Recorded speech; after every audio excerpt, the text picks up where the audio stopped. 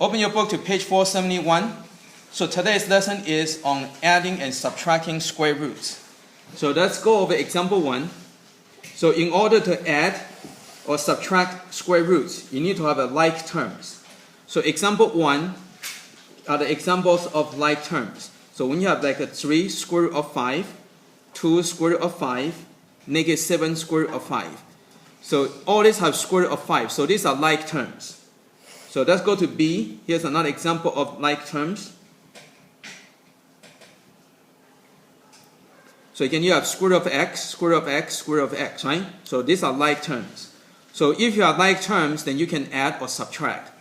Now let's go to example 2. Example 2 are unlike terms. So this one you cannot add or subtract.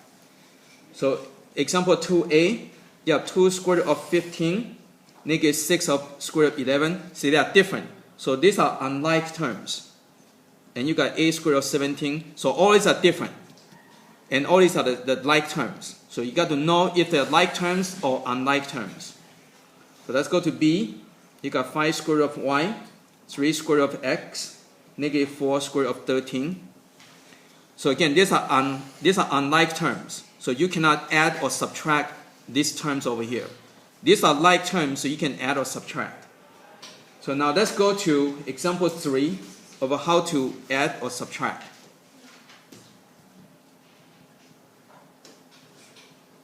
So example 3, example 3a, you have 5 square root of 2 plus 3 square root of 2.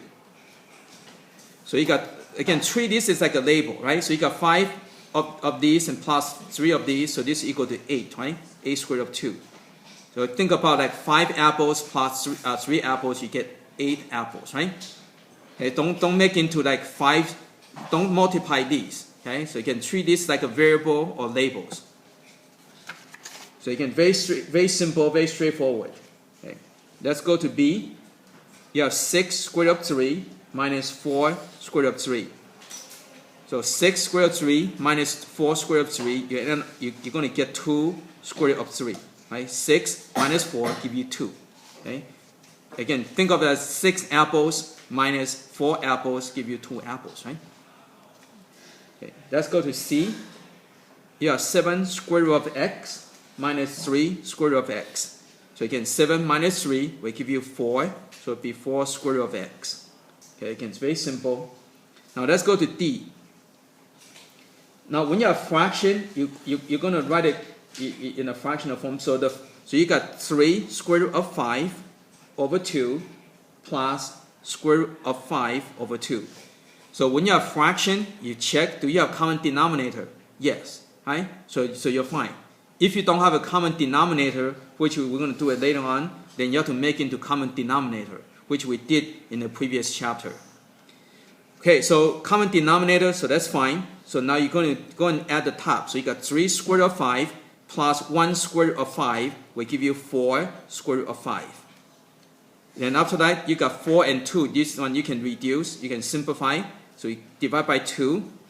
And so your final answer is 2 square root of 5. So again, nothing really new. We covered all this before, right?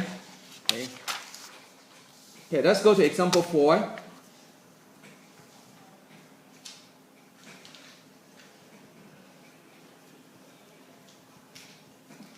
For A, you have square root of 8 plus square root of 18. So right now, you have different square roots. So these are unlike terms. So you cannot do anything right now. So you need to find a way to make it into like terms. So what you need to do is you need to simplify each of the square root. Okay, so for 8, again, you can go off to the side so you don't interfere with your major steps. So square root of 8, there are two ways you can do this. You can break it down into square root of 4 and square root of 2. So this becomes 2 square root of 2. So that's one way of doing it. Another way to do it is by using the factoring method. So you can do divide by 2, you get 4, divide by 2, you get 2. And so 2 radicands make one integer. So you get 2 square root of 2. Right? So either way. Okay, so whichever method you prefer, you can do it either way. Sometimes one method is faster than the other, depends on the number, depends on the situation. So it's better to know both methods. Okay, now let's do the 18, the square root of 18. Again, you can do it two ways. Okay, you can, now don't use both, okay, just choose one or the other. So this can break into square root of 9, square root of 2, so you're going to get 3 square root of 2. If you use the factoring method, divide by 2, you get 9, divide by 3, you get 3, so you get 3 square root of 2, right? So same, either way. Okay, so 3 square root of 2. So now you can add, right? You got 2 square root of 2 plus 3 square root of 2, you get 5 square root of 2. Okay, so simplify each square root, then you can make into like terms and you can add. Now let's go to B. You have square root of 12 minus square root of 27 plus 5 square root of 3. So make sure you simplify each part.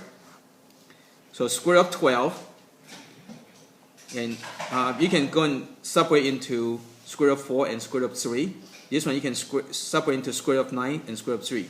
Remember, when you separate, right, you're looking for the perfect squares. That's what you're looking for. Okay, so that way you don't have to do it off on the side. So again, this is another way of doing it. Again, there are many ways you can do this kind of problem. So find a way that you're comfortable with. Okay, so this will give you 2 square root of 3 minus 3 square root of 3 plus 5 square root of 3. So now let's go and add. Okay, so I'm going to add first. So 2 plus 5 will give me 7 minus 3 will give me 4. So it will be 4 square root of 3. Okay, and that's it. So make sure you know how to simplify to get the like terms. Okay, let's go to C.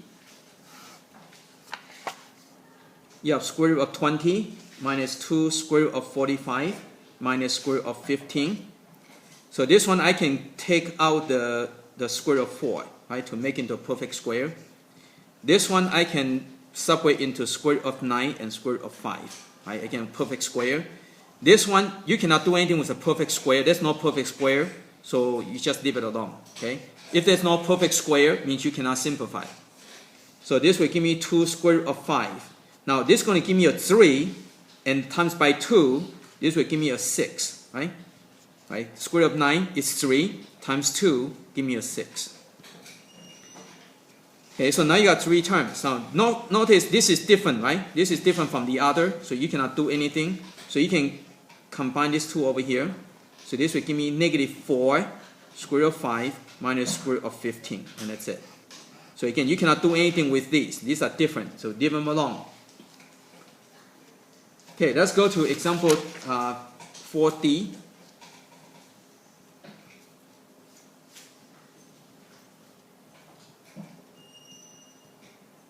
Okay, example 4D. Now notice it has fraction inside the square root, right? Remember what I said, you want to separate the top from the bottom. So you're going to get 2 square root of 1 over square root of 2 minus 6 square root of 1 over square root of 8 minus 10 square root of 4 over square root of 5. So let's go and simplify each one of the square roots. See this one over here, square root of 8. They can go off to the side. Square root of 8 is equal to square root of 4 square root of 2. So this will give me 2 square root of 2. Right? So go off to the side so you don't mess up the place too bad. So this will give me 2 square root of 2 minus 6. Right? Square root of 1 is 1. Right? And 2 square root of 2 minus the square root of 4 is 2. So it becomes 20. Again, so you have to kind of simplify. So you need to go and kind of simplify, reduce, and keep going. You have to keep going until you cannot do anymore. So this one, I can cancel, I get 3, right? Okay, so now, notice you got square root on the bottom. Okay, so what you want to do, you want to get rid of the square root from the bottom. So what you need to do is, remember the things you learned from before? To get rid of the square root of the 2, you need to go and multiply by square root of 2, square root of 2, right? So that you end up with 2 square root of 2 over 2, right? You need to get 2 radicands to make it integer, right? So you're going to do the same thing over here. Again, this is nothing new. We did this already. So minus, so this will become 3 square root of 2 over 2. This one, you need to multiply by square root of 5, square root of 5.